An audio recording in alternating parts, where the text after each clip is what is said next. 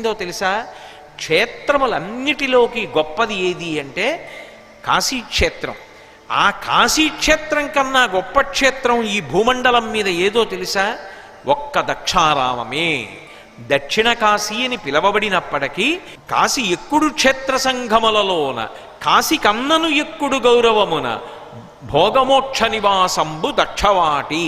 కాశీ పట్టణానికి వెడితే ఒక్క మోక్షం గురించి మాత్రమే వెళ్ళాలి.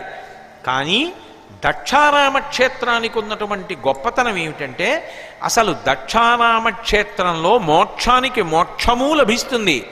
అలాగే అక్కడ విశేషమైనటువంటి భోగానికి కూడా అదే క్షేత్రం.